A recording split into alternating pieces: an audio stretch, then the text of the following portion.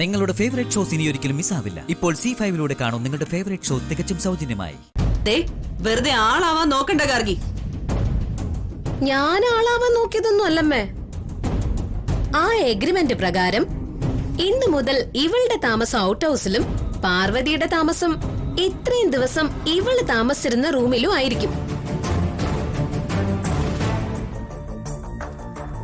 Out ഹൗസിൽ താമസിച്ചോളാന്ന് പറഞ്ഞല്ലോ anti ജാസ്മിനെ ഇങ്ങോട്ട് കൂട്ടിക്കൊണ്ട് വന്നത്. എന്റെ അനിയത്തിയെ ഞാൻ ഇവിടുത്തെ ഔട്ട് ഹൗസിൽ താമസിപ്പിക്കുന്ന പ്രശ്നമേ ഇല്ല.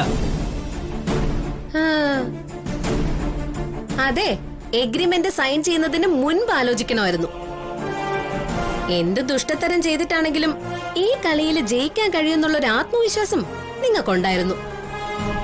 അതുകൊണ്ട് ഞങ്ങൾ പറഞ്ഞ ഡോക്യുമെന്റ്സ് എല്ലാം കണ്ണുടച്ചങ്ങ് അംഗീകരിച്ചു.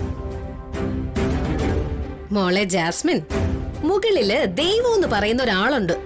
അങ്ങേര് ഭയങ്കര കണിശക്കാരനാ.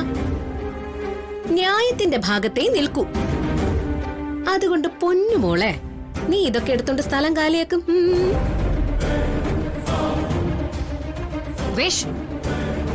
ഇത് കേട്ടിട്ട് നീ എന്തോ മിണ്ടാ നിൽക്കുന്നേ?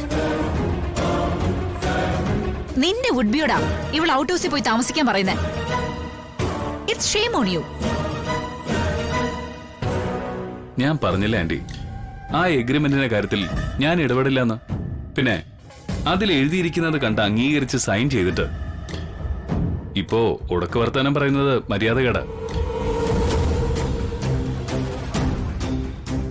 That's shame on you. Jasmine out ഹൗസിലേക്ക് താമസം മാറണമെന്നാണോ നീ പറയുന്നേ?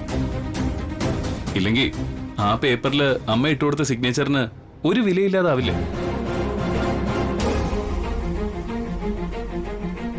അപ്പോ കാര്യങ്ങളെല്ലാം എല്ലാവർക്കും മനസ്സിലായ സ്ഥിതിക്ക് മോളെ വേഗം സ്ഥലം കാലിയാക്കും.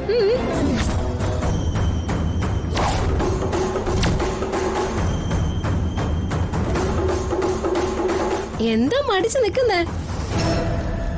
വിധി പറഞ്ഞു കഴിഞ്ഞു.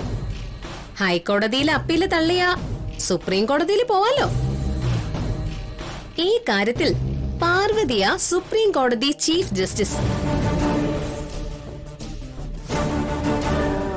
പാർവതി സമ്മതിച്ച നിനക്ക് നിലവിലുള്ള സ്ഥിതി തുടരാം. എന്നുവെച്ചാ ആ റൂമിൽ തന്നെ നിനക്ക് താമസിക്കാന്ന്. പക്ഷേ എന്നെ ആ റൂമിൽ തന്നെ താമസിക്കാൻ അനുവദിക്കണമെന്ന് നീ പാർവതിയോട് റിക്വസ്റ്റ് ചെയ്യണം.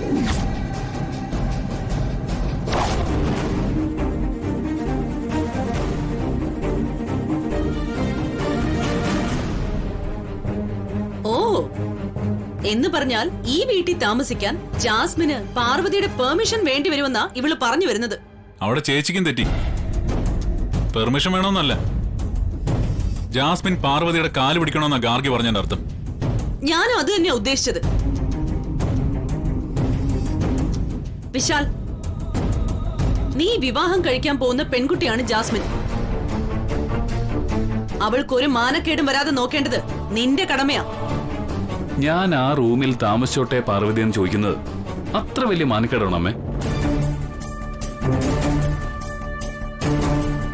ആവശ്യക്കാർക്ക് ഔചിത്യമില്ലാന്നല്ലേ?